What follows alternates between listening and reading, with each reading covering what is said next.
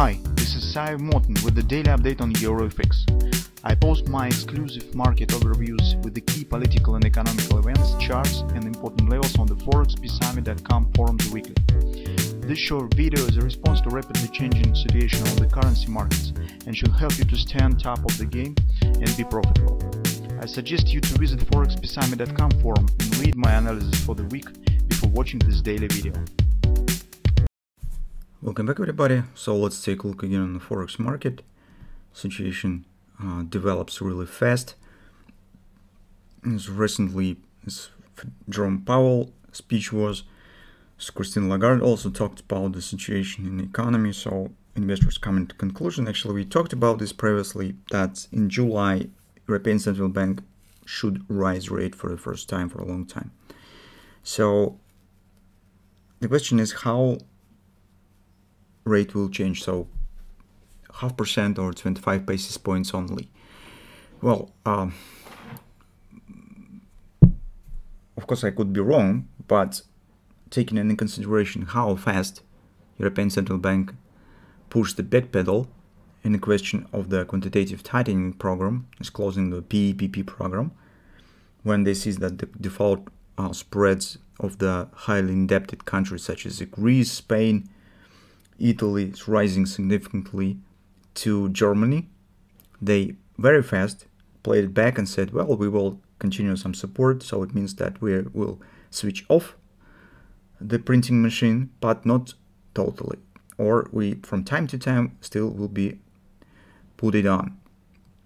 So with this approach, of course, we can't speak on any serious fighting the inflation. So it's the same that they're fighting fire with fire. So and with these thoughts in mind, somehow I feel that they could change rate just for the 25 basis points, because actually, guys, to be honest, the changing rate for the 50%, it will not decide anything. It will not help to decrease inflation. Fed has risen rate already for the 1.5%. Have you seen any effect? No. The recent inflation in the gross domestic product has become higher than expected, 8.3%. And Fed intends to rise more for the 75 basis points, but this also will not help. That's why for Europe, rising 25 basis points, rising 0.5%, whole percent, makes no impact on the economy. It will not help. I suppose that they should understand that, and that's why from that standpoint, maybe they will change rate just for the 25 basis points. We'll see. Anyway, long-term perspective on the euro currency as well on the Great British pound looks not really good. So I think that on the euro currency we could start considering the same pattern as we consider on the gold market. This is butterfly that has the temporal intermediate target of 1 or 2 area, 1 or 230. So market should take it out of this loss. Because if market will close somewhere in this level, by the result of this week we will get the bearish reversal week on the weekly chart. Grabber still exists on the weekly chart. Theoretically it has chances to work because it hasn't been erased yet. But overall performance and statistics that we are getting tells us that hardly we'll get the bullish performance right now. So Fed stands far ahead with the rate change, which makes a pressure on the euro currency. It's first moment. Second, today we get the inflation data in the European Union. Somehow something tells me that hardly it will be better than previous month. So here's another pressure might be on the euro currency here. And on the Great British pound we have absolutely the same picture. So take a look at this picture, as you could see, and take a look on the Great British pound.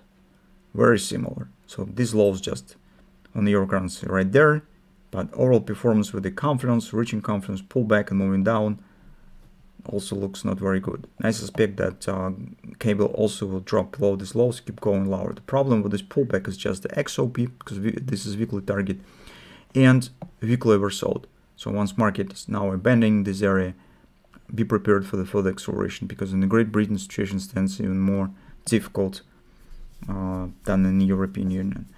So that's what we have on daily chart. On the 4-hour time frame chart, you could see more or less significant bounce based on recent events. And since this is kind of the pretty nice upward pullback, I think that before taking the short position, we need to get more extension to the upside, watching for some resistance levels. Because on the hourly chart, you can see the market has, here's bullish trend. Here's market has formed bullish reversal swing. As you can see, this swing up is greater than the swing down. And this very often leads to A, B, C, D shape of the retracement. Well, here you need to keep an eye on two moments. First of all, at the C point, depending where it will be placed and set. So it might be here, or if market will move slightly lower, then you need to reshape A, B, C, D pattern and get the extension. And watch for A, B, C, D pattern. So supposedly, this is an area will be somewhere around 105, 105.26. So OP will stand somewhere around it. You can see now OP stands 105.40, 48. It's right here. So, so depending on the C point, you could reshape the pattern. The second thing that you need to keep an eye on, and the extension around the resistance levels, where theoretically we should get chance for a short entry on the euro currency. So that's approximately what we intend to do today, and probably in the beginning of the next week.